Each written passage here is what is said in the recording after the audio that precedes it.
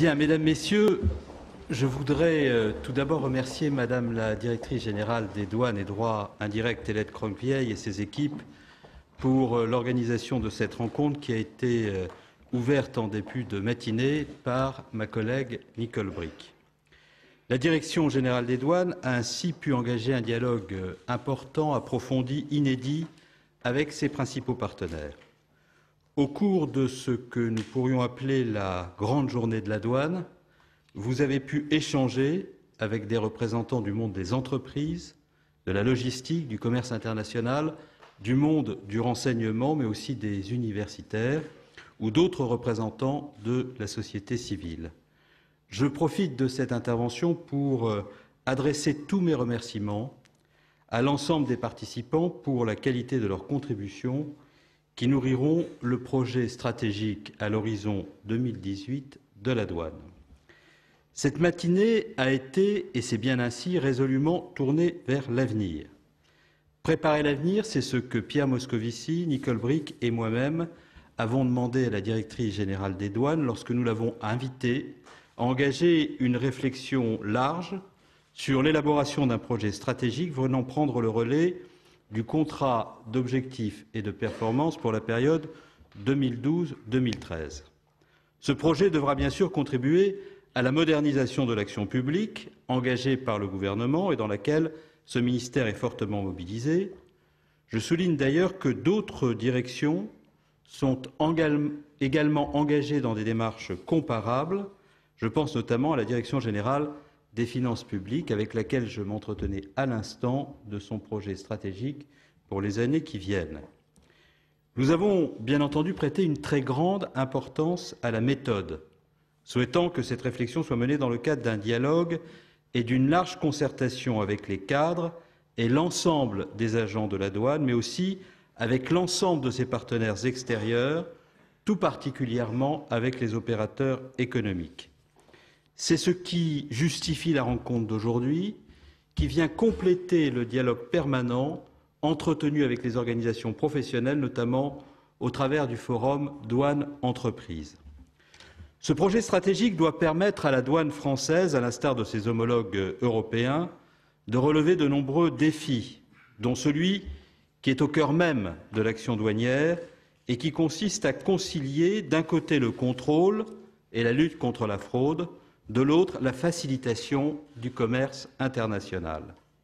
L'administration des douanes a toujours démontré sa réactivité, sa capacité d'adaptation, en particulier au cours des 2 dernières décennies, marquées par une modernisation constante de ses moyens et de ses méthodes. Les bons résultats des dernières années, y compris de l'année 2012, doivent être ici relevés. Et je voudrais aussi saluer la richesse des réflexions et des propositions qui émergent depuis plus de 6 mois d'une démarche qui approche de sa finalisation et dont cette journée constitue une étape importante. Au regard des conclusions dont la Directrice générale vient de nous faire part à l'issue des échanges, je retiens plusieurs orientations qui viendront structurer le futur projet stratégique de la douane. La première orientation, c'est que la douane doit poursuivre l'effort de simplification et de dématérialisation de ses procédures, tant fiscales que douanières. La dématérialisation est un axe transversal de la modernisation de ce ministère, qu'il s'agisse bien entendu de la fiscalité, des dépenses de l'État ou des relations avec les collectivités territoriales. Dans le champ de la fiscalité douanière, je retiens l'objectif d'une dématérialisation complète ou quasi complète des déclarations pour les taxes sur les transports, comme la taxe à l'essieu, la taxe générale sur les activités polluantes ou les contributions indirectes. De plus, il me semble impératif que ce mouvement soit accompagné de la promotion du télérèglement et du télépaiement par carte bancaire pour toutes les créances douanières. En matière de fiscalité, j'ai bien noté la demande de certaines entreprises relative à la faculté d'auto-liquider la TVA extra-communautaire, évolution présentée par beaucoup d'acteurs économiques comme une simplification. Ce sujet est complexe. Il nécessite, à mon sens, d'être expertisé de manière plus approfondie pour déterminer la réalité et l'ampleur des bénéfices que pourraient en tirer certaines entreprises au regard des dispositifs existants, mais également des risques éventuels qu'il ferait peser en matière de recouvrement des recettes publiques, ainsi que des investissements informatiques qu'il suppose. La réforme, pour être efficace, doit être totalement expertisée en amont.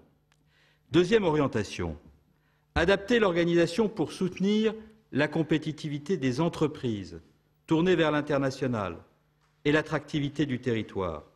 La douane doit se plier sur l'expérience réussie de sa mission Grandes entreprises pour créer un service dédié aux grands comptes, qui sera un véritable interlocuteur unique en capacité de conseiller des opérateurs, de prendre en compte leurs besoins, mais aussi de suivre et de traiter leurs opérations de dédouanement.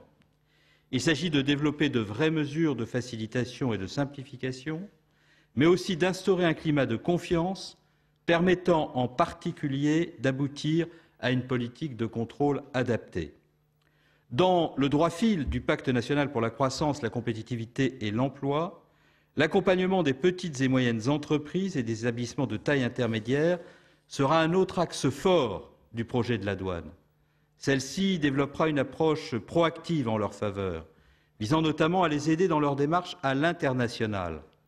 Les pôles action économique, présents en région, seront les interlocuteurs de proximité des PME et ETI, profitant de la montée en charge du service des grands comptes, qui sera complémentaire.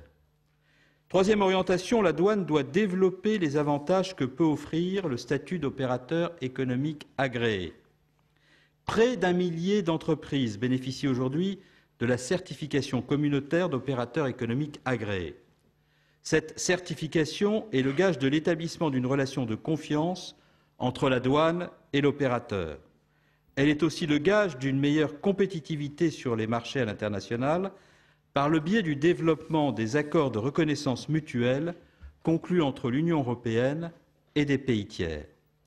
La relation de confiance qui s'est établie entre la douane et l'entreprise doit notamment se traduire très concrètement pour cette dernière par la mise en place d'une politique de contrôle adaptée aux garanties offertes par l'entreprise en ce qui concerne la traçabilité de ses envois et sa capacité à échanger des informations avec la douane. C'est un axe de progrès pour l'administration comme pour les entreprises qui devra être conduit en tenant compte du nouveau Code des douanes de l'Union qui devrait entrer en vigueur en novembre de cette année. Quatrième orientation, la douane doit contribuer à développer l'attractivité de nos plateformes portuaires et aéroportuaires. Depuis plusieurs années, la douane ne cesse de rendre le dédouanement plus rapide. Le temps moyen a été divisé par 3 en moins de 10 ans. Elle porte aujourd'hui le projet, largement évoqué ce matin, m'a-t-on dit, du guichet unique national pour dématérialiser les documents annexes à la déclaration en douane exigés par une quinzaine d'administrations. Ce travail important de simplification a été souligné lors du comité interministériel pour la modernisation de l'action publique du 2 avril dernier, avec une cible de 100% de dématérialisation de ces documents à moyen terme, qui est un objectif important pour la douane. J'ai toutefois parfaitement conscience du fait que les plateformes logistiques françaises sont confrontées à une forte concurrence, venant notamment du nord de l'Europe. Je n'ignore pas que la douane s'investit déjà régulièrement sur ce sujet. Elle soutient ainsi l'entité AROPA, groupement des ports du Havre, de Rouen, de Paris, en mettant en place sur l'axe Seine des procédures douanières fluvio-maritimes qui ont permis à ce groupement d'être élu, pour la 3e année consécutive, meilleur port d'Europe par les professionnels asiatiques du transport maritime. J'en profite pour féliciter son président, ici présent, pour ce beau succès. Mais nous devons aller plus loin, et c'est pourquoi, dans le cadre du projet stratégique, je souhaite qu'une réflexion générale soit engagée avec tous les acteurs économiques concernés en vue d'optimiser le temps de passage des marchandises sur les grandes plateformes portuaires et aéroportuaires françaises. 5e orientation, la douane doit se saisir de toutes les opportunités offertes par l'entrée en vigueur prochaine du nouveau Code des douanes de l'Union européenne pour favoriser la relocalisation en France de chaînes de valeur ajoutée liées au dédouanement. Plus de 20% des marchandises destinées à notre pays sont dédouanées dans d'autres États membres de l'Union. La relocalisation de cette activité est absolument essentielle pour notre pays, car elle est synonyme de commande pour nos entreprises, mais aussi d'emploi et de ressources fiscales. Le développement du dédouanement centralisé en France pour des entreprises travaillant dans toute l'Europe et les nouvelles dispositions relatives au régime économique constitueront des axes forts de l'offre française de procédures douanières. Enfin, sixième orientation, qui est un corollaire indispensable des précédentes, la douane doit maintenir et renforcer son dispositif de lutte contre la fraude. La douane doit être en capacité d'intercepter les marchandises illégales ou dangereuses et continuer à exercer ainsi son rôle essentiel de police de la marchandise. Si elle doit faciliter le commerce légal, elle doit tout aussi fortement lutter contre les fraudes de toute nature, trafic de stupéfiants, de tabac, de contrefaçon, d'armes, mais aussi importation de produits dangereux pour les consommateurs. C'est essentiel pour nos concitoyens, ça l'est également pour protéger nos entreprises soumises à une concurrence déloyale car illégale. La douane doit également préserver sa capacité de réaction immédiate en cas de crise, capacité qui est une de ses forces essentielles.